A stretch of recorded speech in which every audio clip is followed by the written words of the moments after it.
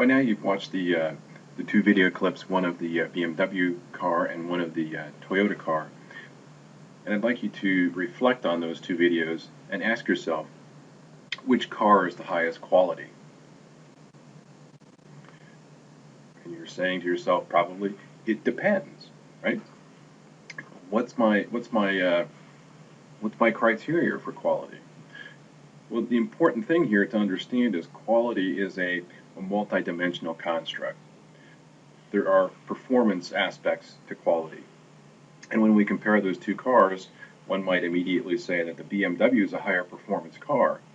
And then somebody else might offer the opinion that the Toyota is because it has higher gas mileage.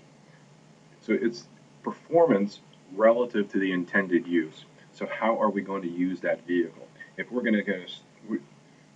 we're just going to shuttle groceries back and forth between our house and the grocery store, then maybe that Toyota might be a better option for you. But if you're looking for a particular driving experience, if you are a driving enthusiast, then clearly the BMW is a superior vehicle. There's also this dimension called features, right? So the number of features that are offered within the vehicle, or any other product for that matter. And we generally consider that a larger number of features is considered to be of a higher quality than fewer features. And in that regard, the BMW, hands down, has more features than the Toyota. From the variable length dimming on the headlights to being able to dial in exactly how much horsepower you want, to the variability of the seats, huge amounts of variability. All of these are unique features of the BMW. And then reliability. Reliability is another dimension of quality.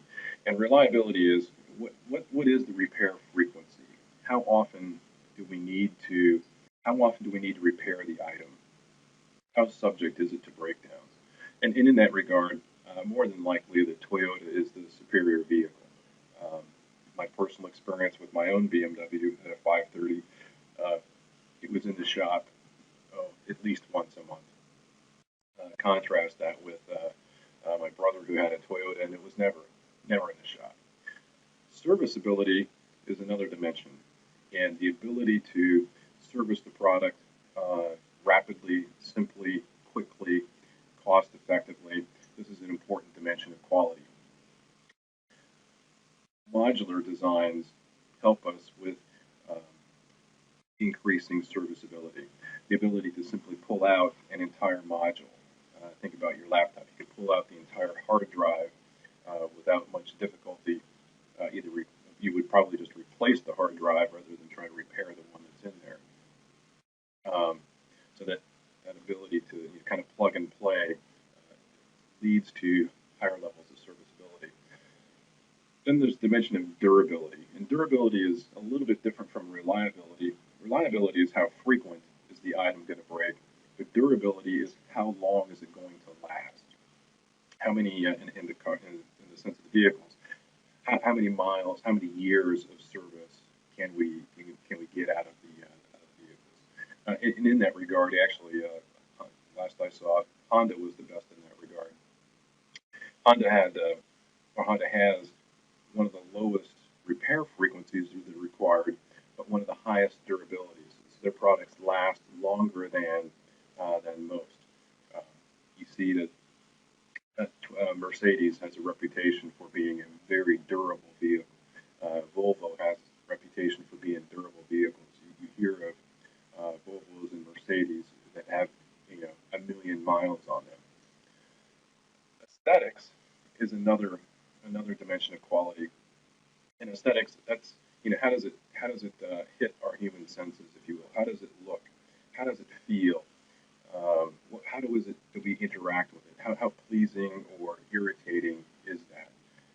In that regard, again, Apple is for the last 15 years been really ahead of the curve on the aesthetics. Nowadays, LG and Samsung are seeming to make some gains against Apple, and the Android system is making gains against the iOS system, so that Apple is losing its competitive edge in terms of aesthetics. And then conformance. To what degree does the finished product conform to specifications? And those specifications are usually design specifications or customer requirements. And to the extent that the product does and does not meet specifications, that's what we can control in operations. And that's the dimension that we really focus in on in operations management because it's the one that we can control. There are a variety of determinants of quality. Right? One of those is the quality of the design, and things like performance, features, reliability, serviceability, aesthetics. These are all baked in at the design stage. And to the degree that that design matches customer expectations and desires, that's going to determine the overall quality of the product.